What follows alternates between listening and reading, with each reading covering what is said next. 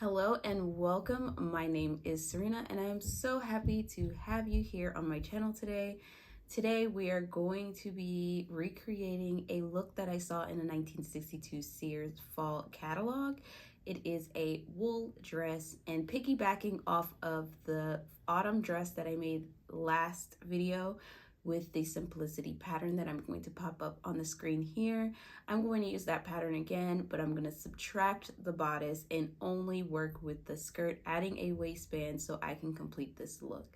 Instead of making a full wool skirt, I'll be using the materials that I have available to me today, and I'm going to adjust it for my needs by making it a separate, a top and a skirt, so that way I can mix and match as I please. If you're interested in seeing how I recreate this look, please consider liking and subscribing to my channel.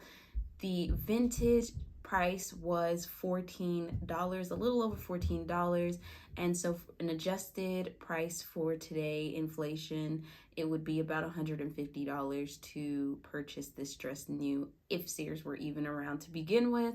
So I am going to make it for way less than $150, and I'll let you know how much it cost me at the very end, and it's nowhere near the vintage price either.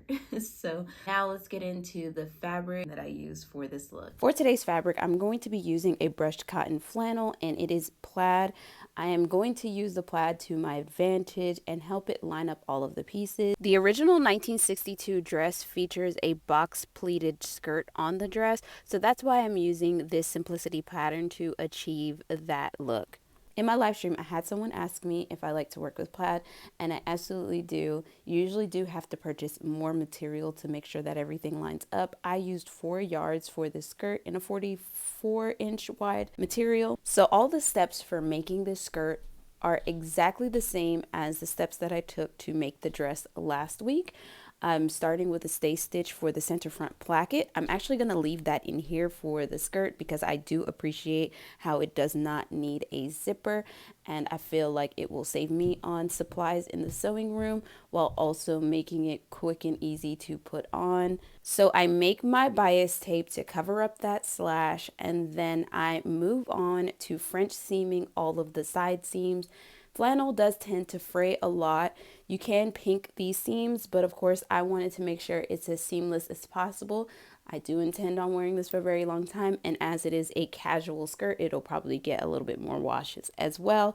So I take care to cover up all the seams and make everything nice and neat. Then I move on to the pleating of the skirt, and it's time to baste everything, and it's so nice to pleat plaid because it's just really easy to make sure everything lines up and everything appears to be even because of the grid. I mention almost every time I work with any kind of wool, whether it be my wool suit that I made a couple weeks ago or even my wool coat that I made last year, that I do have an allergy or a slight irritation to wool.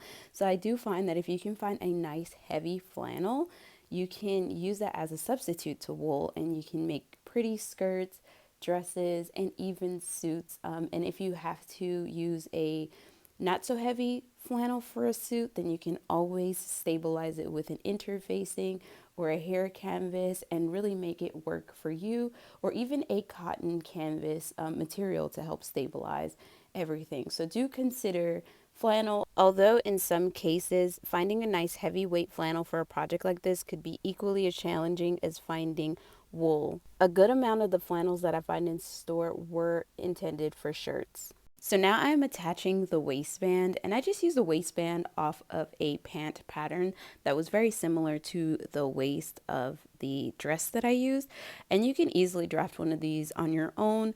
But I couldn't be bothered, and I already had a pant pattern on my cutting table, so I just took advantage of it. Once your waistband is attached, then I secure it with a top stitch, or you could use an edge stitch to make sure it's secured on the other side. When making the switch from dress to skirt, I was concerned about the placket just a little. But then I realized because the placket is invisible, you can very well line it up to the center front, or you could do it to the side front or the center back, and no one will ever notice. Plus, in the original, they were wearing a wide belt, which I love to wear. So once you pair it with a belt, the closure or the opening on the waistband is even more hidden than it was before, and you're good to go.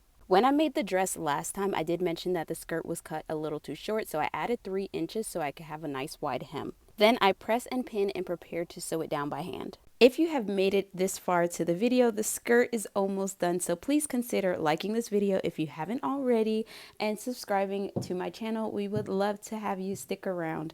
Now that the skirt is made, it's time to move on to the top. And for this piece, I'll be using Gertie Charm Patterns Barbie top. This was a Patreon only release a couple years ago, and it's one of my favorites for the cool weather. I have made this in so many different varieties, sleeve lengths, and colors, and now it's finally time to make one in black, and I'm gonna go with the 3/4 sleeve so that way I have more wearing options with my overcoats and jackets of such, because a lot of my vintage jackets and things stop 3/4 of the way. So I'm really excited to go ahead and get this into my wardrobe. Okay, so this pattern is super quick and easy to make. I once made like 4 or 5 in a couple of hours because I did batch sewing. So starting out, you only have 2 main pattern pieces, and that's the front and the back, which are cut on the fold. And then you move on to the sleeves, of course, and then the neckband. You have a lot of sleeve options for this. You can go sleeveless, short sleeves, a quarter length, or a full length sleeve garment. Then I move over to my Juki serger. I don't have all black cones, so I used 2 normal spools for the needles, and then I used whatever thread I had for the loopers. So in the later footage, you're going to be able to see the thread, and that is why. I was a little bit nervous that this knit was a little bit too stretchy for this top, because I found that when the knit is too stretchy, then it doesn't hold the mock collar very well, and then it kind of fits more like a normal shirt. But this one turned out in the end, so I'm really happy with how it turned out.